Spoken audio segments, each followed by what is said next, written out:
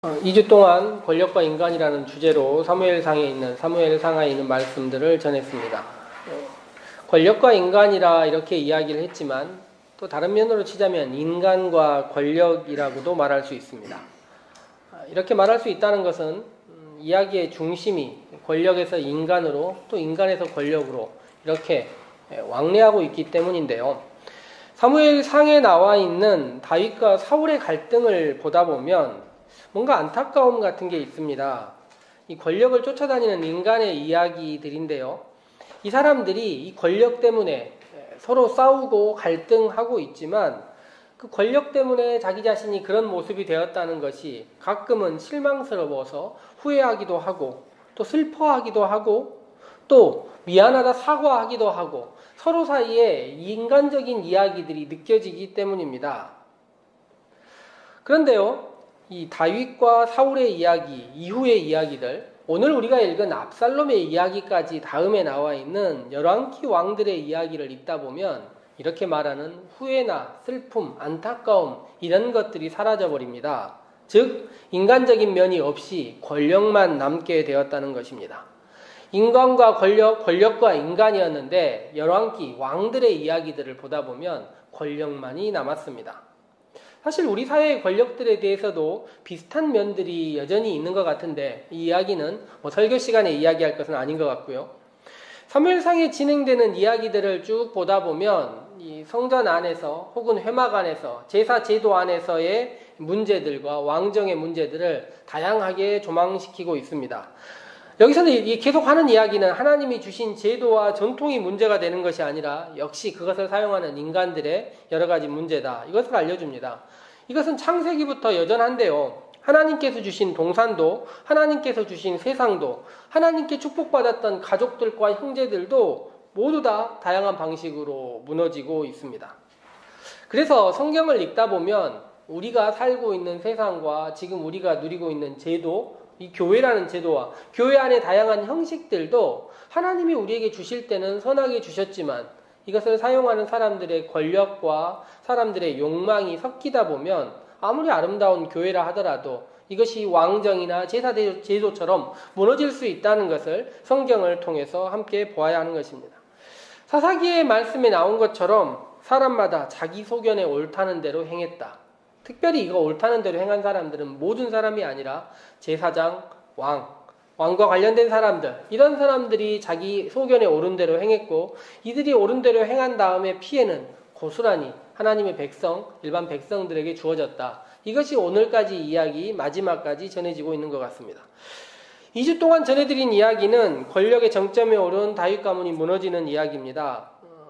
첫 번째 아들인 암논은 도착증 환자처럼 문제를 일으키다가 결국 살해당했고 압살롬은 형을 죽이고 또 왕위를 찬탈하기 위하여 백성의 마음을 훔치고 그런 계획들을 세웁니다. 그러나 사람들은 그 술수를 모르고 암논에게 끌렸다가 압살롬에게 끌렸다가 이렇게 되는 것입니다. 한 걸음만 떨어져서 보면 볼 수 있는 것들처럼 보이는데 다윗도 암논도 압살롬도 그 어떤 것을 보지 못합니다. 그 시대를 함께 살고 있는 백성들도 보지 못합니다. 세 사람의 이야기를 계속 보다 보면 누가 조금 더 잘하느냐에 대한 이야기, 누가 더 상식적이냐, 합리적이냐 이런 이야기를 읽고 싶지만 사실 누가 더 잘못하느냐, 끝을 모르는 추락의 이야기들을 보는 것 같습니다. 악몽 속에 또 다른 악몽이 들어있는 듯한 끝없는 이야기들, 추락이 반복된다는 것입니다. 오늘 성경 마지막 쯤에 나와 있는 우리가 읽기를 바랬던 17장, 18장 여기 이야기를 읽다 보면 압살롬이 죽었어요. 오늘 주보에 나와 있는 첫 장면처럼 압살롬이 죽음을 다윗이 너무 슬퍼합니다. 그런데 슬퍼해서 어떻게 되냐면 차라리 자기가 죽었으면, 다른 말로 하자면 우리가 졌으면입니다. 우리 함께하는 사람이 졌으면 좋겠다라는 그런 말을 듣고 곁에서 젊은 시절부터 함께하던 요압이 이야기를 합니다. 그의 마음을 드러내듯이 차라리 우리가 죽었으면 좋겠네요. 이렇게 이야기를 합니다. 지금 나가서 부하들을 격려하지 않으면 젊은 시절부터 보냈던 어떤 환난보다 더 힘든 꼴을 보게 될 것이라고 이야기를 하고 다윗은 추락하던 길에서 올라가서 그제야 추락을 멈추는 것입니다. 어떤 일들이 있었는지 다윗과 압살롬의 이야기, 압살롬과 다윗의 이야기 마지막을 함께 읽어보도록 하겠습니다. 우리가 읽은 성경은 압살롬의 마지막 이야기, 전쟁에 나가서 전투에서 마지막 이야기를 다루고 있는데요. 권력을 위해서 10년 넘게 여러 가지 계획들과 꾸준한 일들과 많은 모략들을 세웠던 압살롬은 권력의 자리에 오른 다음에 딱 두 가지 일밖에 하지 못하고 권력에서 내려옵니다. 첫 번째는 무엇입니까? 다윗이 남겨둔 후궁 10명과 궁궐의 옥상에 천막을 치고 관계했던 것이 첫 번째입니다. 그리고 두 번째는 이스라엘 모든 병력들을 데리고 전투에 나갔다가 머리가 나무에 걸려서 죽게 되는, 죽임당하는 이야기입니다. 그동안에 했던 수많은 노력들, 10년여의 그동안의 준비들에 비하면 너무 초라하고 이게 권력의 정점에 있는 사람이 할 두 가지 일인가? 이런 생각을 가질 수밖에 없습니다. 그런데 그 추락의 이면에 나와 있는 한 사람이 있는데 그 이면에 아히도벨이라는 사람이 함께 끼어 있습니다. 아히도벨에 대한 이야기를 우리 개역개정판 성경 16장 23절을 보면 이렇게 적혀 있습니다. 아히도벨이 주는 메시지는 다윗에게도 압살롬에게도 하나님이 주신 것과 마찬가지다. 이렇게 들으면 아히도벨 이야기와 하나님 이야기가 거의 닮아 있는 것 같은데 어쩜 이런 일들이 발생하지? 이런 생각 들지 않습니까? 압살롬은 왕위에 오르자마자 아히도벨에게 내가 뭘 하면 좋겠느냐 이야기를 합니다. 그런데 그 이야기를 듣고 아무런 일말의 얘기도 없이 아히도벨이 시키는 대로 합니다. 그런데 두 번째 말이에요. 다윗을 추격하는 일들, 이 일을 하기 위하여 물어봅니다. 어떤 일을 하면 좋겠느냐? 그랬더니 아히도벨이 계략을 이야기를 해요. 쭉 이야기를 합니다. 그랬더니 그 이야기를 듣고 나서 뭐라고 하냐면 그대로 하자가 아니라 다윗의 친구 아렉 사람 후세의 말을 들어보자 이야기를 합니다. 그런데요, 이게 전통적인 이스라엘 나라에서 무엇인가 조언을 구할 때 하는 방식입니다. 한 사람의 이야기로만 하는 것이 아니라 두 사람, 여러 사람의 이야기를 듣고 그 중에 좋은 방식을 선택하는 것입니다. 이것은 추후에 열왕기상에서도 전략을 들을 때 거짓 선지자 이야기들이 나올 때 같은 방식으로 이야기를 듣곤 합니다. 저는 이 이야기를 들으면서 이게 무슨 일인가 하는 생각이 들었습니다. 만약 후세를 부르는 것처럼 불러야 됐다면 첫 번째 다윗의 후궁과의 관계 때도 이 이야기가 옳은지 그렇지 않은지 누구에게 얘기를 드려야 합니다. 만약 첫 번째 이야기가 옳고 아히도벨의 말대로 했다라면 두 번째 이야기 때도 후세를 부를 것이 아니라 다른 사람 부를 것이 아니라 아히도벨의 이야기를 듣고 그대로 진행해야 되는 것입니다.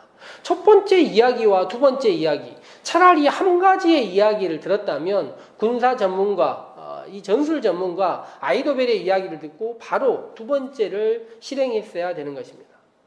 저는 이것을 읽으면서 도대체 이게 무슨 일 때문에 이런 일을 벌였는가 생각을 하면서 첫 번째 다윗의 10명의 후궁과의 관계, 이 문제 때 압살롬이 생각을 한 것 같습니다.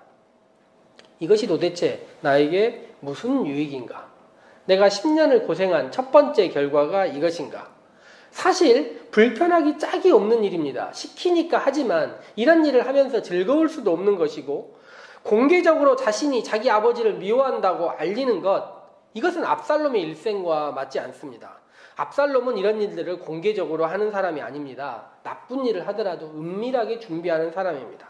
이 사람은 일생을 살면서 많은 사람들에게 칭찬받고 찬양받고 너는 잘한다 이런 이야기를 듣기를 좋아했지 비난은 듣는 일들, 특별히 아버지를 통해서 비난을 듣는 일을 공개적으로 하기를 원치 않았습니다.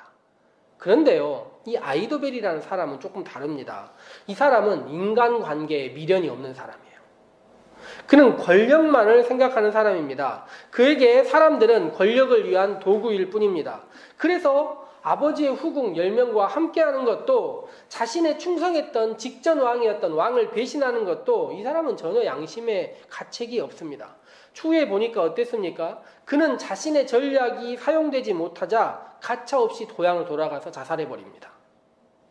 그는 모든 계획을 세울 때 어떻게 세운 사람이냐면 한 번이라도 내 계획이 이루어지지 않으면 나는 죽을 준비로 돼 있다. 벼랑 끝 전술로 모든 전략을 세운 것입니다.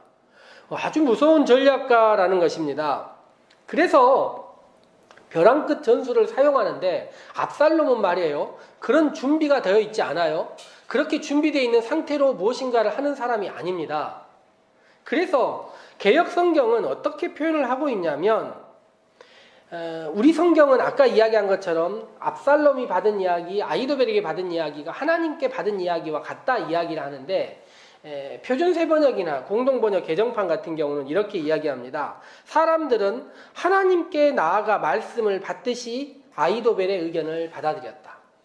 아히도벨의 의견이 하나님의 의견과 같은 것이 아니라 사람들이 말이에요. 아히도벨의 의견을 들을 때 두려워했다는 거예요.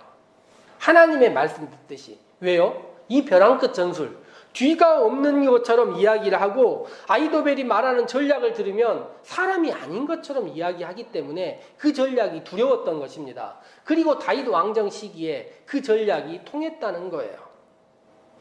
그의 전략은 인간을 완전히 뺀 채로 권력 그 자체만을 위하여 움직였다는 것입니다. 그렇지만 압살롬도 다윗도 현재 그렇게 할 수 없습니다. 압살롬은 말이에요. 아버지가 없으면 자기 자신도 사라지는 사람입니다. 다윗도 그래요. 압살롬이 없으면 자기가 없는 사람이라고 생각하고 있었던 것 같습니다. 그래서 압살롬이 원했던 것이 무엇이냐면 아히도벨이 했던 말 있지 않습니까? 내가 용맹한 사람들 데리고 가서 소수의 정예부대를 데려가서 아버지를 제거하고 왕정을 완전히 평정하겠다. 근데 압살롬이 원하는 것은 아버지의 시체를 보는 일이 아닙니다. 아버지를 다시 만나서 인정받고 그 권위를 다시 받는 것이 자신의 삶의 목적이라는 것입니다. 권력이 없었다면 이들이 어땠겠습니까? 실수했던 아들을 아버지가 안아줄 수 있었던 것이고, 권력이 없었다면 그 자신의 잘난 재능과 계획들을 가지고 나라를 위하여 더 좋은 일에 사용했을 사람들이 권력 때문에 아버지와 아들이 얽혀있는 이야기가 나와 있습니다. 자신을 불러서 무슨 이야기를 합니까? 이야기를 들어야겠다. 아히도벨의 말 말고 네 이야기를 들어야겠다라고 이야기를 들었던 다윗의 친구 후세는 이제 됐다 생각했을 것입니다. 아히도벨 위에 다른 사람을 부르는 것 자체가 압살롬에게는 실패라는 것, 이것을 다윗도 후세도 알고 있는 것입니다. 그 다음에 후세가 세운 계획은 무엇입니까? 전쟁에 승리하게 하는 계획이 아니라 압살롬이 얼마나 뛰어난 사람인지, 얼마나 높은 사람인지, 그에게 권력이란 무엇인가를 한껏 안겨주는 일들을 시켰습니다. 하루라도 권력에 취한 사람은 사태를 올바로 바라보지 못하는 것 같습니다. 우리도 마찬가지예요. 성경을 전후좌우를 다 살펴보고 앞과 뒤의 이야기를 다 바라보고 시대를 한 발짝 건너서 바라보니 이렇다 이야기를 하지만 우리도 우리 시대의 권력의 문제들에 대해서 함께 바라보고 있으면서 올바로 바라본다는 것이 쉽지 않은 일입니다. 압살롬은 두 번째 일을 진행할 때 이스라엘 모든 군대를 모았다 적혀 있습니다. 그런데 문제가 무엇이냐면 군대는 모았는데 군의 지휘관이 없어요. 지휘관이 이미 다윗과 함께하고 있습니다. 그래서 압살롬은 두 가지가 되게 불편하게 시작하는데요. 군대를 모았는데 지휘관을 새로 뽑아서 군인들이 오합지졸입니다. 그리고 싸우는 전장이 말이에요. 자기에게 너무 익숙하지 않은 낯선 숲에 가서 전투를 치르려고 하고 있습니다. 모든 게 불리한데 보이지가 않는 것입니다. 이후에 다윗은 뭐라고 이야기를 하냐면 두 아들의 조언으로 전투에 나가지 않고 후방에 머무릅니다. 후방에 머물러서 전투를 나가는 사람들에게 뭐라고 이야기를 하냐면 모든 사람들에게 이렇게 얘기해요. 압살롬은 아직 철이 없으니 자기를 보아서라도 너그럽게 심하게 다루지 말아달라. 이게 무슨 전쟁에 나가는 사람의 이야기입니까? 너무 이해가 되지 않지 않습니까? 이것은 전투가 아니라 집 나간 아들, 정말 여기에서 탕자의 이야기가 나올 것 같습니다. 집 나간 아들을 데려왔을 때 그 아들을 함부로 너무 나무라지 말라는 것처럼 대하고 있는 것입니다. 그도 그럴 것이 아버지와 아들 간의 갈등이고 싸움 아닙니까? 그런데 아버지가 도망가고 있는데요. 와서 누가 심하게 이야기하냐면 사울의 집안에 있는 사람 중에 시므이라는 사람이 와서 니네 피 부른 사람들이고 니네 망할 사람이고 하나님이 내 저주한다고 이야기를 합니다. 이 이야기를 들으면서 무슨 생각하겠습니까? 다윗이 말이에요. 우리 가족 간에 싸울 일이 아닌데 우리의 적은 외부에 있는데 라고 생각하지 않겠습니까? 이러다 보니 전투가 엉망이 되는 것입니다. 그리고 압살롬은 지금 전투를 나가는데 이 사람이 전투에 참여한 지가 10년이 넘었어요. 전쟁에 나간 기억이 가물가물합니다. 아마 젊은 시절에는 했을 수 있겠지만 그는 전투에 나가지 못하고 여러 나라 피난 갔다가 갇혀 있다가 나와서 재판만 하다가 승전 행사를 하듯이 전쟁에 나갔습니다. 그리고 아버지와 아들의 이런 전쟁이 있으면서 어떤 일이 벌어집니까? 두 사람이 전쟁을 하는데 오히려 수없이 많이 죽은 사람들은 이스라엘 백성들이에요. 전쟁에 보니까 뭐라고 적혔냐면 숲이 죽인 백성이 더욱 많았다. 저는 이 이 이야기를 읽으면서 우리가 봄에 읽었던 참호에 빠진 1차 세계대전 책이 생각이 나요. 숲에 빠지듯이 참호에 빠지듯이 한번 빠지면 이게 누가 이기고 지고의 문제를 떠나서 그들이 싸우고 있었던 것입니다. 가족 간의 갈등이 이처럼 나라 전체를 위하여 무너지는 나라를 힘들게 하는 일들이 벌어졌다는 것이죠. 2만 명의 군인이 죽었다고 성경은 나와 있습니다. 성경에 보니까 압살롬이 말이에요. 그의 머리가 상수리 나무, 낮은 나무에 걸려가지고 움직이지 못했다는 것입니다. 우리가 상식적으로 생각할 때 머리가 매달리면 어떻게 하면 됩니까? 이 머리를 잘라버리고 떨어지면 되는데 압살롬은 그 머리를 포기하지 못한 것처럼 느껴집니다. 지금 이 사람은 전투를 하고 있는 것인지 자기 자신의 용모를 꾸미는 것인지 알지 못한 채로 전투에 참가했던 것입니다. 오늘 우리가 읽은 성경 말씀, 우리가 주보에서 함께 읽은 말씀에는 이 전쟁이 어떤 전쟁이었는지를 마지막까지 보여줍니다. 전투 중에요, 머리가 걸려있는 압살롬을 발견한 군인이 다윗의 명령 때문에 상대의 적장을 죽이질 못해요. 이게 무슨 전쟁입니까? 이 이야기를 본 다음에 저는 다윗의 진영이 정말 승산이 없는 싸움인데 그 다음에 뭐라고 얘기 나오냐면 요압이라는 사람이 뭐라고 이야기합니까? 다윗의 군대 장관이에요. 요압이 그 알린 사람에게 이르되 내가 보고 어찌하여 당장에 차서 땅에 떨어뜨리지 않았느냐라고 얘기를 해요. 요압이 명예가 강한 사람이고 아주 승부욕이 강한 사람입니다. 만약 그 달려있다는 것을 보고 요압이 그 얘기를 들었다면 어떻게 하고 싶겠습니까? 자기가 잡고 싶겠죠. 상대의 적장을 잡는 일은 무척 자랑스러운 일입니다. 그런데 요압이 그 사람에게 다시 한번 어찌 보면 충동하듯이 달래듯이 네가 죽여라 이야기를 해요. 뭐라고 이야기합니까? 은 10개와 띠 하나를 줄 테니 지금이라도 내가 죽여라 얘기를 해요. 근데 이 사람이 자기가 죽이지 않겠다 이야기를 합니다. 왕의 이야기가 전 사람들에게, 전투를 치르는 모든 사람들에게 공공연하게 자리 잡았어요. 성경에 보니 요압이 가서 그 가슴에 화살을 꼽았든지 나무를 꼽았든지 했다고 하는데 죽지 않을 만큼 했어요. 요압은 압살롬을 죽이지 않았습니다. 누가 죽였습니까? 요압의 시종 10명이 달려들어서 압살롬을 죽인 것입니다. 성경을 읽다 보니 이 가족 간의 갈등의 문제가, 서로 덮을 수 있는 문제가 이렇게 수없이 많은 갈등과 많은 사람들을 죽이고 서로의 눈치를 보게 하는 일들로 전해져야 되는 것인가? 권력과 인간의 문제, 인간과 권력의 문제가 이렇게 진행돼야 되는 것인가 생각할 수밖에 없습니다. 이후로는요, 다윗 왕정 시대에 다윗의 가문들이 이스라엘이 멸망할 때까지 몇백 년 진행되지 않습니까? 다시는 자녀들의 반란이 없습니다. 왜일까요? 가족 간의 위계가 너무 분명하게 된 시절들을 보내게 된 것입니다. 북이스라엘은 수없이 치고 반란이 일어나지만 남쪽은 끝까지 그대로 갑니다. 반란이 더 이상 존재하지 않을 만큼 가족 간의 인간관계보다는 권력의 구조가 확실하게 자리 잡았던 것으로 보입니다. 이후에 보면 성경의 이야기들이 이렇게 권력이 더 중심이 되고 하나님께서 주신 사람과 사람 사이의 관계를 사라져버린 채로 살아가는 많은 사람들의 이야기를 볼 수 있습니다. 몇 주 동안 성경을 읽었지만 우리들은 이들이 아슬아슬한 줄타기에서 언제나 나쁜 선택을 하고 실패의 자리로 내려가서 더 내려가고 더 내려가는 인간의 권력의 문제를 함께 보았습니다. 우리가 사는 시대도 마찬가지입니다. 태평성군의 시대가 간혹 있을 수는 있겠지만 대부분 그 안에서 권력은 타락하고 문제를 일으키는 것입니다. 그러니 세상의 권력과 세상이 주는 욕망과 더 높은 곳을 가기 위한 사람들의 이야기는 결국 쓰러질 수밖에 없고 무너질 수밖에 없다는 것을 우리들이 알게 됩니다. 그리고 우리가 이제 바라보는 것이 무엇이겠습니까? 다음 주부터 함께 읽을 낮은 곳을 향하여, 더 낮은 곳을 향하여 오신 예수님의 이야기, 평화의 왕으로 오신 분이 우리에게 어떤 모습으로 오셨는가를 다시 한번 생각하며 우리의 삶의 자리도 생각해야 되지 않겠습니까? 권력과 인간이라는 것이 결국 우리를 무너지게 만들지만 평화와 예수님의 사랑이라는 것이, 섬김이라는 것이 진정으로 인간이 추구하고 우리의 삶이 목표로 삼아야 될 이야기라는 것을 알려주는 것이 아니겠습니까? 3주 동안의 말씀들을 다시 한번 생각해 보시고 기회가 되실 때 이 사무엘의 이야기를 읽으시면서 우리 사회에 돌아가는 이야기도 다르지 않고 우리 내면에도 이야기도 다르지 않다는 것을 기억하시면서 예수님이 우리에게 오신 목적과 이유를 생각할 수 있는 우리 삶의 살림의 성도들 모두 되시기를 소망해 봅니다. 함께 기도하도록 합시다.